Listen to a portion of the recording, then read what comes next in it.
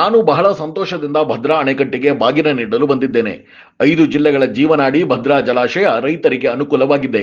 ಬಯಲುಸೀಮೆಯ ಜನರ ಜೀವನಾಡಿಯಾಗಿರುವ ಭದ್ರಾ ಜಲಾಶಯಕ್ಕೆ ಈಗ 60 ವರ್ಷವಾಗಿದೆ. ಈ ಡ್ಯಾಂನಿಂದ ಬಹಳ ಅನುಕೂಲವಾಗಿದೆ. ರೈತರ ಜೀವನಾಡಿಯಾಗಿರುವ ಈ ಭದ್ರೆಯ ಜೊತೆಗೆ ರೈತರನ್ನು ಬದುಕಿಸಲು ನಮ್ಮ ಸರ್ಕಾರ ಬದ್ಧವಾಗಿದೆ ಎಂದು ಉಪಮುಖ್ಯಮಂತ್ರಿ ಡಿಕೆ ಶಿವಕುಮಾರ್ ಹೇಳಿದರು. ಇಂದು ಭದ್ರಾ ಜಲಾಶಯಕ್ಕೆ ಆಗಮಿಸಿ ಬಾಗಿನ ನೀಡಿದ ಡಿಸಿಎಂ ಡಿಕೆ ಶಿವಕುಮಾರ್, ಈ ಡ್ಯಾಂ ಜುಲೈನಲ್ಲಿಯೇ ತುಂಬಿದ್ದು ನಮ್ಮ ಸುದೈವ. ಕಾಂಗ್ರೆಸ್ ಸರ್ಕಾರ ಬಂದಾಗಲೆಲ್ಲ ಬರ ಎನ್ನುವವರು, ಆದರೆ ಬರ ಅನ್ನೋದು ಟೀಕೆಯಾಗಿ ಇರುತ್ತದೆ. ಈಗಾಗಲೇ ಭದ್ರಾವತಿಗೆ ಸ್ಪೆಷಲ್ ಗ್ರಾಂಟ್ ನೀಡಲಾಗಿದೆ. ಭದ್ರಾವತಿಯ ಶಾಸಕ ಸಂಗಮೇಶ್ ಸ್ಪೆಷಲ್ ಗ್ರಾಂಟ್ ಹೊಡೆದುಕೊಂಡು ಬಿಟ್ಟಿದ್ದಾರೆ. ಸಚಿವ ಮಧು ಬಂಗಾರಪ್ಪ, ಶಾಸಕಿ ಬಲ್ಕೀಶ್ ಬಾನು ಸಹ ಜನರ ಮೇಲಿನ ಕಾಳಜಿಯಿಂದ ವಿಶೇಷ ಅನುದಾನ ಪಡೆದಿದ್ದಾರೆ ಎಂದು ಡಿಸಿಎಂ ಡಿಕೆ ಶಿವಕುಮಾರ್ ತಿಳಿಸಿದರು.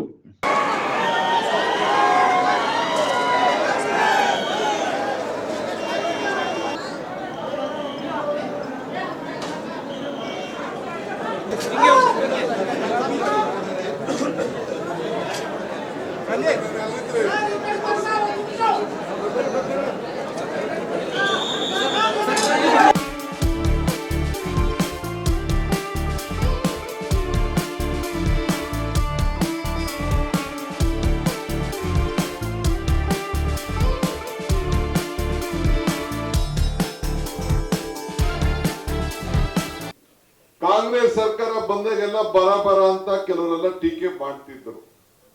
ನಾನು ಅವ್ರಿಗೆಲ್ಲ ಹೇಳಿದ್ದೀನಿ, ಟೀಕೆಗಳು ಸಾಯ್ತವೆ, ನಮ್ಮ ಕೆಲಸಗಳು ಉಳಿತವೆ. ಇಷ್ಟು ಮಾತ್ರ ಹೇಳಲಿಕ್ಕೆ ನಾನು ಬಯಸ್ತೇನೆ.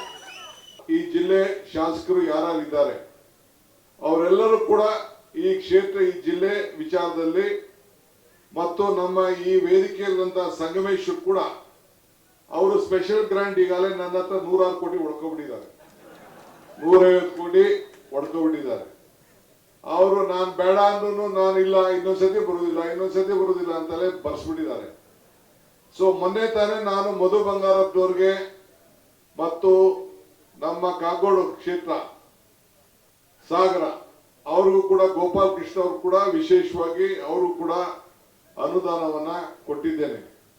ನಮ್ಮ ಬಲ್ಕೇಶ್ ಬಾನೂರವರು ಪಾಪ ಯಾವಾಗಲೂ ಕೂಡ ಅವ್ರ MLC ಆಗಿದ್ರು ಕೂಡ ಭದ್ರಾವತಿ ಮತ್ತು ಶಿವಮೊಗ್ಗದ ಜಿಲ್ಲೆಗೆ ಅವರು ಅಪಾರವಾದಂತ ಕಾಳಜಿಯನ್ನು ಇಟ್ಟು ನನ್ನ ಹತ್ರ ಅವರು ಕೂಡ ಒಂದಷ್ಟು ಗ್ರಾಂಟ್ ಅನ್ನ ತೆಗೆದುಕೊಳ್ತಾ ಇದ್ದಾರೆ.